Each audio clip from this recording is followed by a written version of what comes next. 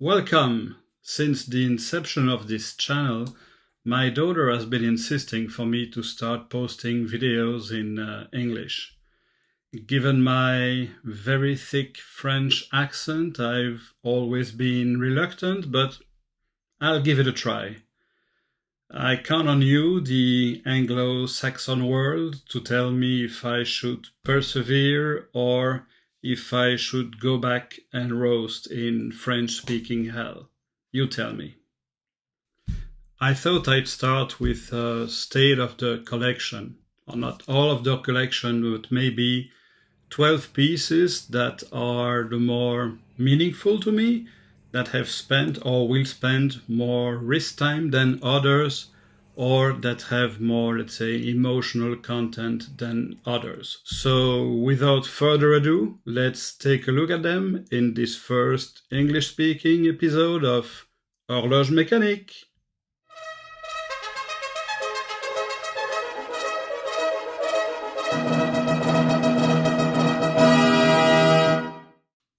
The first piece we'll look at today is Maurice Lacroix. Maurice Lacroix is a relatively recent brand, a Swiss brand from 1975. And I bought this watch around or before 1990 when I was only 18 after wearing Casios and Swatches for several years. It's only 34 millimeter in diameter, and it looked like someone my age considered as a grown-up watch. At the time, Maurice Lacroix was mostly focused on quartz watches, and it kept me happy for a few years until I decided to move up the food chain with something a bit more classy, as we'll see with the next piece. As a kid, I always dreamed of having James Bond's watch, and at the time I was looking at buying my next significant piece. It was time for James Bond to have moved to the GoldenEye Seamaster 300 meter quartz. Again, it was a quartz movement, not mechanical or automatic one, but the watch really looked the part, and I fell in love with it. So also I wasn't as connected as I am today with the mechanical aspect of the watch, and I acquired it, let's say, as an impulse buy. It's pretty much still in its same acquisition state. I must admit I had the bracelet repolished. Some don't like it, but as the rest of the watch was still in a good shape, I thought it wasn't doing it an insult to repolish the bracelet. So this is still part of my collection and will remain so for the foreseeable future. Next comes the new classic with the Tudor BB 58 that gets a lot of wrist time, especially since Uncle Straps has released a half link for the stock bracelet that allows me to get a perfect fit. Its vintage look makes it also a nice option as an early James Bond watch look-alike. So even if you are not a fan of divers, the Black Bay 58 is kind of a basis for any collection now. Now the ancestor of the famous G-Shock family, the true go anywhere, do anything kind of watch. Sure, it doesn't wear small with 50 by 46 millimeter, but you hardly feel you're wearing it with this light weight of 55 grams. It's also worth mentioning that it's a movie star, as it was the timepiece worn by Ethan Hunt in the first episode of the Mission Impossible movies. Je devine ce que tu te dis. Tu te dis là-bas dans la chambre forte, moi j'étais là-haut et lui, j'étais en bas. Here's my only vintage watch so far, inherited from my grandfather. It is a Longines 1268Z, reference 7133, small seconds, made in 1954. It has an unsurprising diameter of 33 millimeters and has just been resurrected after staying in a box for more than 35 years. After a full revision and full manual wind, the power reserve is a meager 24 hours at best, with a rate deviation of around 15 seconds per day. The dial has an original silvery cream color with a unique pattern of concentric circles. It's now very oxidized. Maybe a little too much, but I love it like it is, untouched from day one. Overall, it's not too bad for a piece born the same year as the Dash 80, prototype of the future Boeing 707. 707, Roger.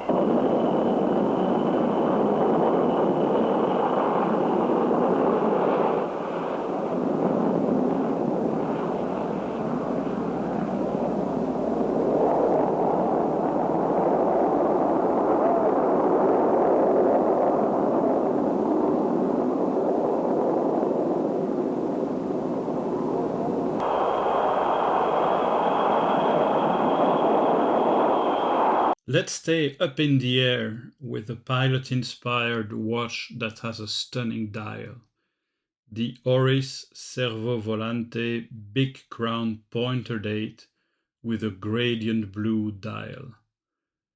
The 38mm watch wears a little smaller than I expected, but with the pointer date complication, the dial color, and the strap made of deer leather in collaboration with Servo Volante makes it a real looker.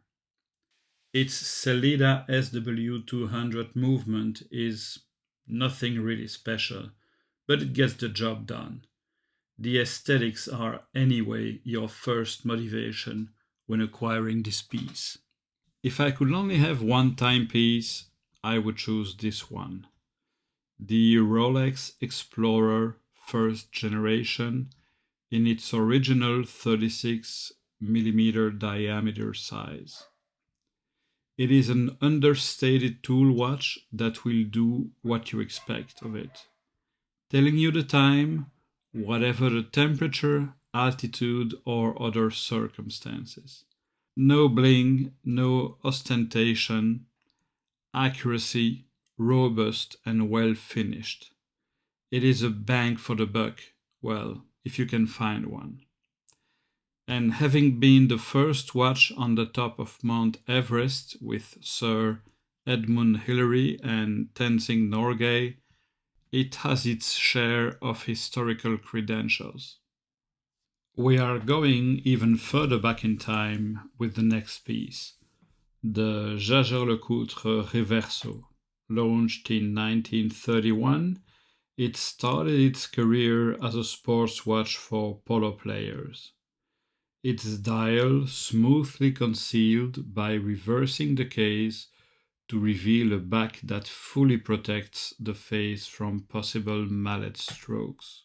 It has a very marked Art Deco aesthetic, and over time, the Verso dial was used for decorative purposes or horological complication. For my collection, I chose the Reverso Classic Dual Small Seconds.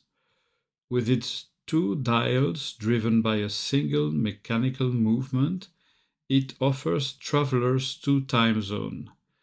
Thanks to a clever mechanism, the Verso dial offers an elegant yet effective GMT complication. It's really hard to refrain playing with it all day long, but with the 8 years warranty offered by JaegerLeCoultre, you are at no risk to damage the piece. Let's stay with classic French rectangular watches with the new 2023 Cartier Tank Française. Like the Reverso, it had never been part of my original plan. But the cool marketing campaign featuring Rami Malek and Catherine Deneuve and trying the watch on convinced me pretty easily. At first sight, it may seem very classic or too dressed up, but you can surprisingly wear it in all circumstances, even with a t-shirt and a pair of jeans. The small and medium sizes are powered by a quartz movement. The only automatic option comes with the large size run by a basic Sellita SW100A movement. It may be the timepiece's weak spot, but surprisingly, after a few months of use, it holds Cartier's rank in terms of precision. My only regret comes from the date complication who, for anyone at least 45 years of age, is illegible. Cartier would have better done to preserve the symmetry of the dial and skip the date complication. For the next piece, we jump to the fall of 2005, the release date of the Grand Seiko Snowflake. The case is made of high-intensity titanium, 30% lighter than steel, and almost impervious to scratches. Its flat surfaces are Zaratsu polished to a mirror finish.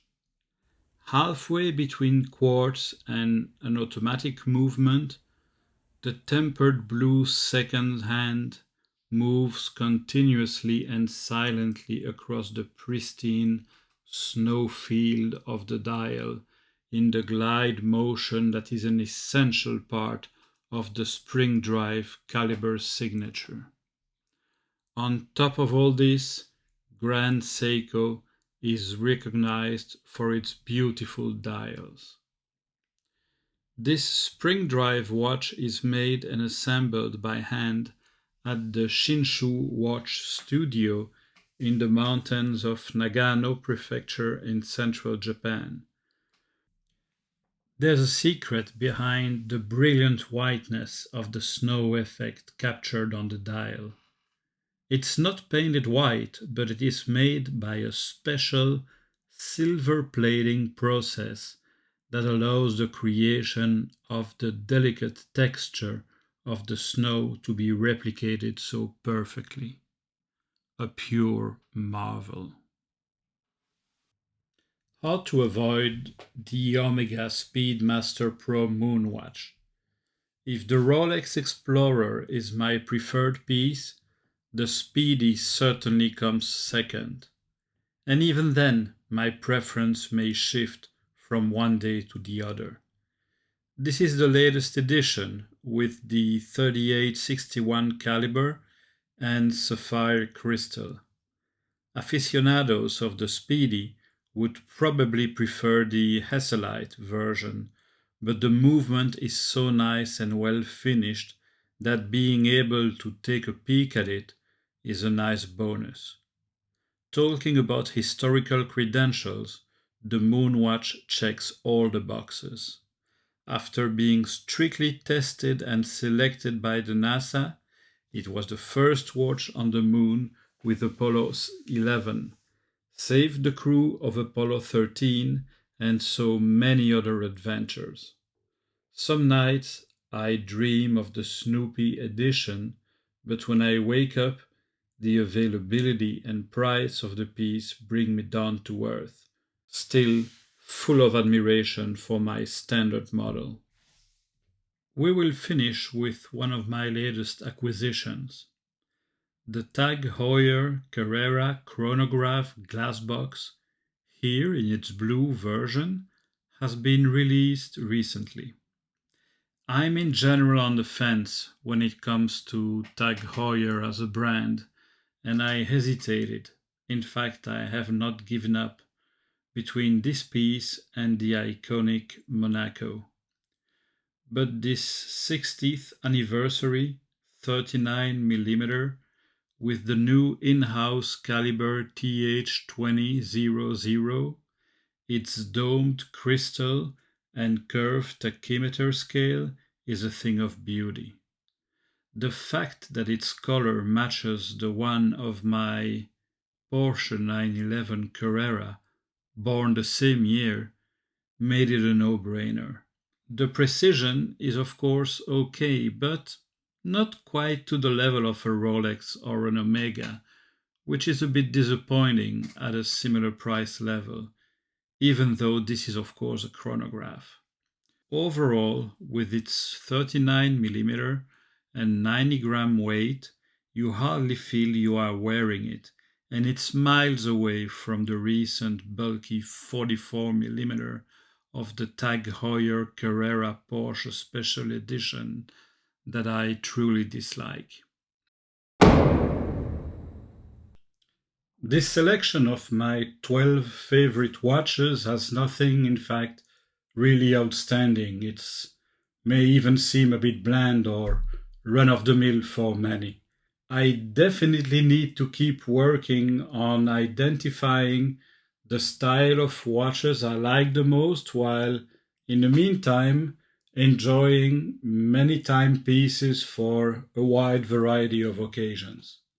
I would also like to scratch an itch I currently have of buying field or pilot watches with either a titanium Hamilton khaki field, an IWC Spitfire, or maybe something from the Zinn catalog. I haven't made my mind up, but it should happen quite soon. At some point, a Nomos or Junghans Max Bill may also find the way to my vault. That also needs to be decided. But this is all first world problems, in fact. In any case, your advices are more than welcome in the comment section. I rely on you to find original pieces that would add a little bit of spice to my fairly conventional collection so far.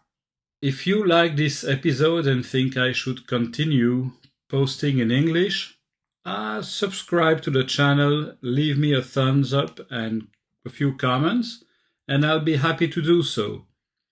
If you think I should give up, well, give me a thumbs up anyway, out of compassion.